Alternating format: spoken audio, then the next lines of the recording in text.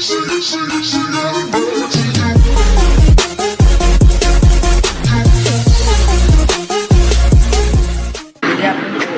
masukkan Troiko. Kita akan menjelaskan tentang persebaran yang ada di wilayah Australis dan sekitarnya.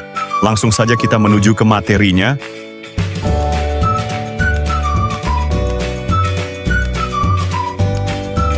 Letak geologis adalah letak suatu wilayah melihat keadaan geologinya. Berdasarkan keadaan geologinya, kepulauan di Indonesia dapat dikategorikan menjadi 3 daerah, yaitu daerah dangkalan Sunda yang merupakan dataran atau paparan Indonesia Barat, meliputi Pulau Kalimantan, Pulau Sumatera, dan pulau-pulau serta dasar laut transgresi, Laut Jawa, Laut Natuna, di bagian selatan Laut Cina Selatan, dan Selat Malaka.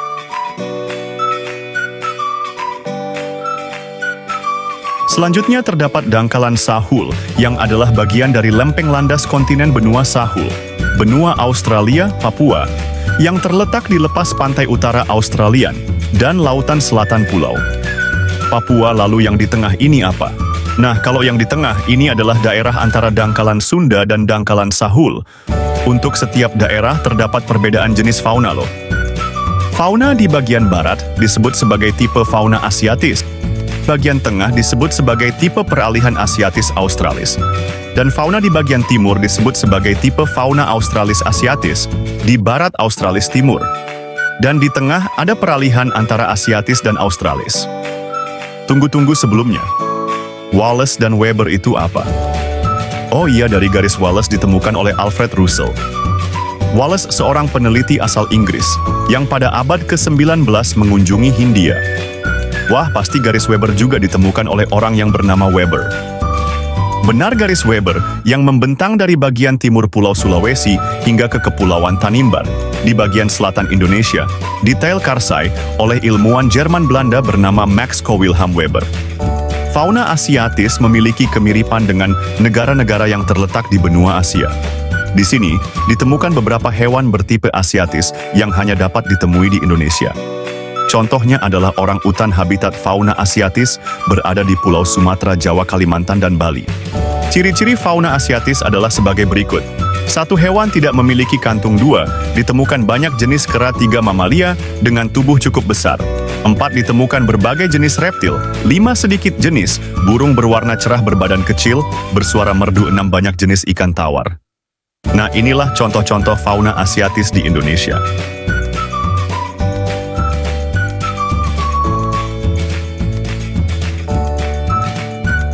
Fauna peralihan merupakan fauna endemik Indonesia, yaitu hewan asli. Indonesia habitatnya berada di Sulawesi, Maluku, dan Nusa Tenggara. Di sini hewannya hanya terpusat dalam satu wilayah dan tidak tersebar di bagian lain. Ciri-cirinya adalah memiliki ciri fisik campuran antara tipe asiatik. Fauna peralihan merupakan fauna endemik Indonesia, yaitu hewan asli Indonesia, habitatnya berada di Sulawesi, Maluku, dan Nusa Tenggara. Di sini hewannya hanya terpusat dalam satu wilayah dan tidak tersebar di bagian lain. Ciri-cirinya adalah memiliki ciri fisik campuran antara tipe asiatis dan australis, bersifat endemik, yaitu hanya terdapat di satu wilayah saja, dan banyak yang terancam punah dan sangat langka. Contoh hewannya adalah sebagai berikut, mereka dapat ditemukan di Kepulauan Maluku dan Papua. Berikut adalah contoh-contoh faunanya. Untuk fauna australis, mirip dengan fauna yang dapat ditemukan di benua Australia. Mereka dapat ditemukan di Kepulauan Maluku dan Papua. Ciri-ciri mereka di antara lain 1. Mamalia bertubuh relatif kecil.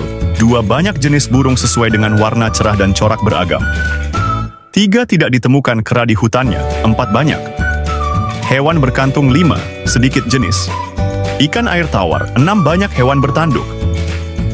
Wah, banyak sekali jenis fauna yang tersebar di Indonesia. Sayangnya udah banyak sekali jenis hewan yang populasinya sudah amat kritis. Hal ini disebabkan oleh kegiatan perburuan liar yang sangat mengganggu kehidupan alam. Bahkan beberapa satuan sudah punah, seperti tikus gua dari Flores, tikus hidung panjang dari Flores harimau Jawa, serta harimau Bali. Sedih sekali, bukan? Yuk teman-teman, kita cintai Indonesia termasuk flora dan fauna di dalamnya.